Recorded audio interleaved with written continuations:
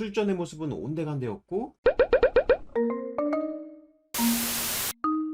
안녕하세요. DI 성형외과 닥터눈코익 정현희 원장입니다. 환자분 케이스를 통해서 컴플렉스의 정확한 이유를 분석하고 그 컴플렉스를 어떻게 해결할 수 있을지 알아보는 시간을 가져보겠습니다. 이를 통해서 성형수술을 고민하시는 모든 분들께서 올바른 성형 지식을 바탕으로 적절한 계획 세우시고 좋은 결과 얻으시기를 바라겠습니다.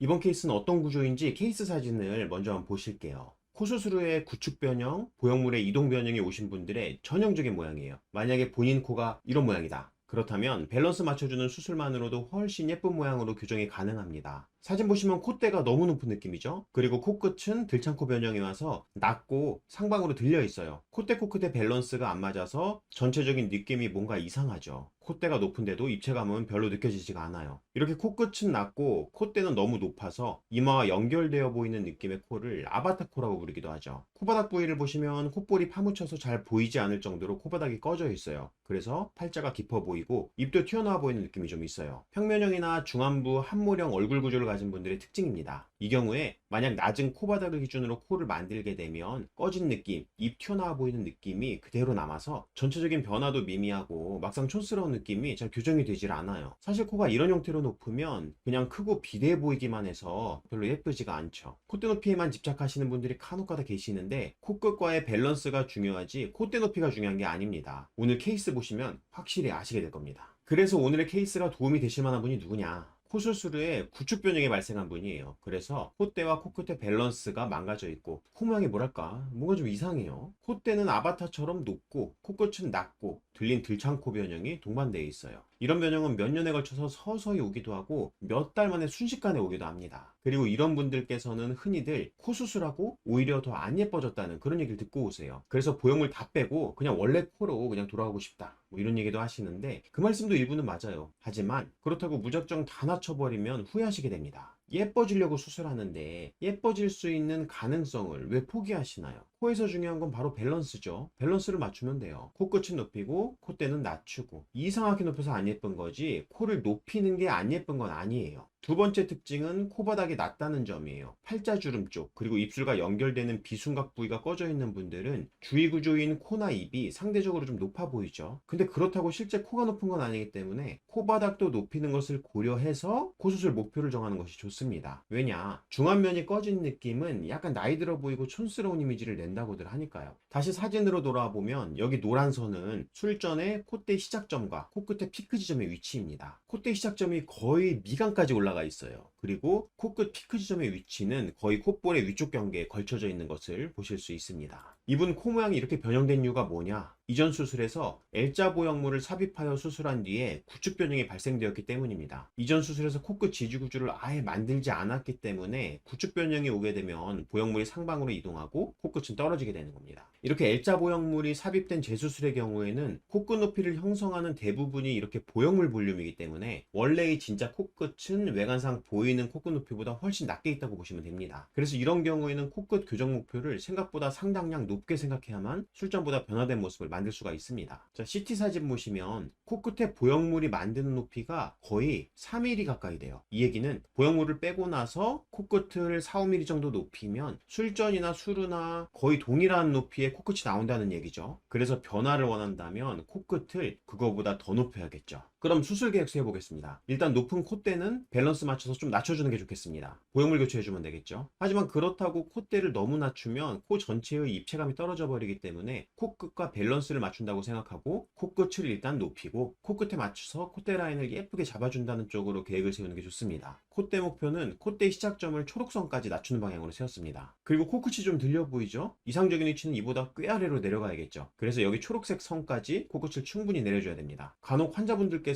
코끝 내리기를 코끝 높이기와 다르다고 생각하시고 저는 그냥 코끝만 내려주세요. 코 높이에는 별로 욕심이 없어요.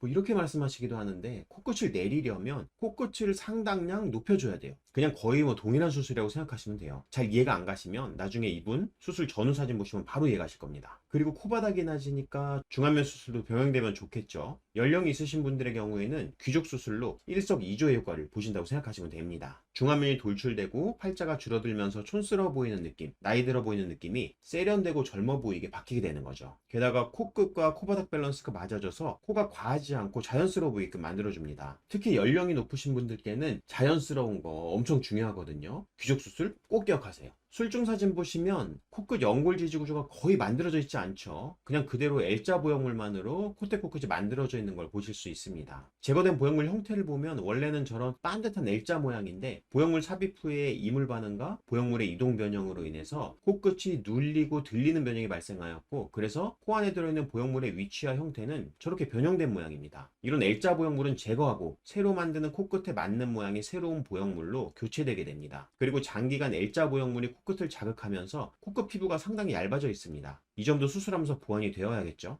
그리고 코끝과 콧대 높이를 설정할 때는 이렇게 망가져 있는 콧대 코끝 밸런스를 맞춰줄 수 있도록 콧대는 좀 낮춰주면서 위치를 바로 잡아주고 코끝은 충분히 높이를 보강해 줘야겠죠. 자, 코끝 지지 구조와 귀족에 넣을 늑연골입니다. 채취하는 자가늑연골의 양은 코끝에 통연골을 사용하기 위해서는 이렇게 직선형 연골로 4cm 넘는 정도만 있으면 충분합니다. 실제로 들어가는 거는 여기서 모양을 잘 다듬어서 삽입하게 되고요. 그리고 이전에 수술 때 비중격을 썼다고는 하시지만 비중격의 스퍼라고 불리는 돌출된 골격 구조가 제거가 안 돼 있더라고요. 그냥 둘 수 없죠. 들어간 김에 같이 제거를 해드렸어요. 아래는 귀족에 넣을 자가늑연골입니다. 팔자를 너무 돌출시키면 원숭이상이 된다고 해서 부담 느끼시는 분도 계시는데, 이런 경우에는 가장 심하게 꺼져 있는 부위만 살짝 돌출시켜드리면 만족도가 훨씬 높습니다. 게다가 생착된 연골은 거의 이동을 하지 않기 때문에 위치가 잘 유지된다는 장점이 있죠. 팔자가 깊은 분이라면 자가늑연골 채취할 때 반드시 한 번쯤 고민해 보셔야겠죠. 지지대를 세운 모습입니다. 코끝이 낮고 들려있는 느낌에 대해서 코끝은 충분히 높이면서 내려주는 방향으로 지지 구조를 튼튼하게 만들어줍니다. 들리는 변형이 생기지 않도록 윗방향, 낮아지는 변형이 생기지 않도록 수직 방향 모두를 지탱해 주도록 만들어 주었습니다. 우리는 이걸 L-스트럭 구조라고 이야기를 합니다. 코끝의 연골 지지 구조는 이렇게 튼튼하고 얄쌍한 형태의 통늑연골을 사용하기 때문에 와핑도 최소화시킬 수 있고 상당히 튼튼한 구조물을 만들 수 있습니다. 이 기둥에다가 본인의 콧날개 연골 점막에 발생한 유착을 최대한 잘 분리해서 부드럽게 늘어날 수 있도록 한 다음에 원하는 코끝 위치에 맞춰서 재배치를 해줍니다. 이 과정에서 정상 연골 구조들이 따라와주는 높이, 그리고 피부가 덮어줄 수 있는 높이까지 높일 수 있다고 이야기를 하죠. 이게 코끝 높이의 한계점이라고 합니다. 그 이상 억지로 높이는 건 부작용 가능성을 높이기 때문에 좋지 않습니다. 그리고 얇아져 있는 코끝의 피부도 보완해줘야겠죠. 그래서 늑연골을 채취하면서 연조직을 함께 채취해서 코끝의 연조직을 보강해드렸습니다. 이렇게 쉽게 연조직을 동시 채취할 수 있다는 게 늑연골 사용의 장점 중 하나입니다. 연조직을 코끝에 덧대니까 뭔가 아주 든든해 보이죠. 자세히 보시면 위쪽으로도 연조직이 있죠. 기존에 들어있던 보형물을 감싸고 있는 캡슐 조직을 망가뜨리지 않고 잘 살려서 박리하면 이걸 수술에 활용할 수 있습니다. 기존 위치의 연조직 볼륨을 그대로 활용하는 것이기 때문에 콧대 피부가 너무 얇아지거나 울퉁불퉁해지는 것을 막을 수 있어서 깔끔한 콧대 라인을 만드는데 큰 도움이 된다고 합니다. 재수술 전문이라면 필수로 갖춰야 되는 수술 스킬이죠. 이렇게 코끝 변형을 예방하고 합병증을 막기 위해서 가급적이면 코끝 구조의 전체를 전부 자가조직만을 사용해서 만들고 있습니다. 이렇게 구조를 잘 만들고 피부 봉합을 하면 수술은 끝나게 됩니다. 이렇게 수술하는데 시간이 얼마나 걸렸냐고요? 이분의 경우 수술 시작부터 수술이 완전히 끝나는 데까지 총 1시간 40분 걸렸습니다. 생각보다 많이 걸리지 않죠? 수술 금세한다고 절대 대충 하는 거 아닙니다. 그리고 합병증을 조금이라도 줄이려면 수술 시간이 너무 길어져서는 안 됩니다. 수로 한 달가량 지난 사진입니다. 전체적으로 입체감이 늘어나니까 느낌이 완전히 다르죠. 한 달가량 지나면 붓기도 많이 빠지고 이렇게 자연스러운 느낌이 됩니다. 저희 병원의 수루 경과 일정이 1개월이라서 그러는데 아마도 더 일찌감치부터 자연스러운 느낌이 되셨을 거예요.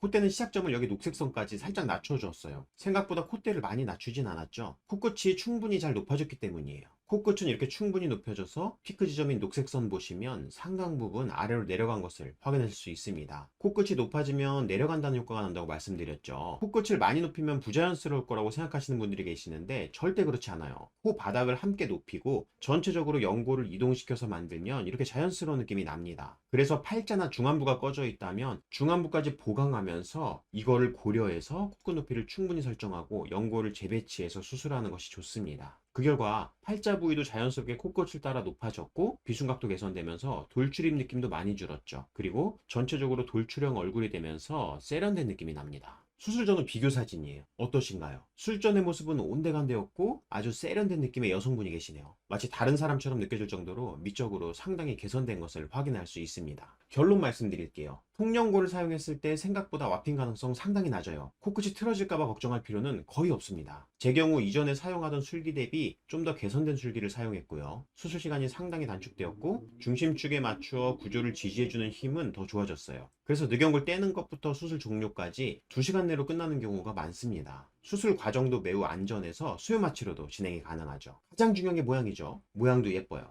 늑연골 수술 못 하시는 분이 항상 하시는 말씀 중에 하나인데, 늑연골을 사용했을 때 코 모양이 부자연스럽다는 말, 그거 믿지 마세요. 다만 연골을 예쁘게 깎는 손재주와 제대로 배열하는 경험이 중요하기 때문에 의사에 따라 결과가 좀 다를 수는 있겠습니다. 그리고 코 수술에서 가장 중요한 건 전체적인 얼굴 밸런스예요. 의사의 미적 감각이 중요하겠죠. 무조건 코가 높다고 전부는 아니에요. 콧대만 높으면 아바타 코처럼 이상한 모양이 나올 수도 있죠. 그리고 조금 높인다고 해서 꼭 자연스러운 건 아니에요. 오히려 너무 변화가 적어서 만족도가 떨어질 수도 있습니다. 그래서 필요한 만큼 코끝은 충분히 높여주고 코끝 기준점에 맞춰서 주위 구조들을 교정해주는 밸런스 위주의 수술이 진행되면 이번 케이스에서 보실 수 있는 것처럼 상당히 자연스러우면서도 아름다운 결과를 얻으실 수 있습니다. 이런 이유 때문에 코의 자연스러움은 단순히 높이가 아니라 주위 구조와의 밸런스와 직접적인 연관이 있다고 이야기를 하고 있습니다. 그럼 많은 도움이 되셨기를 바라며 이상 마치겠습니다. 저는 닥터 눈코입 성형외과 전문의 정현익이었습니다. 감사합니다.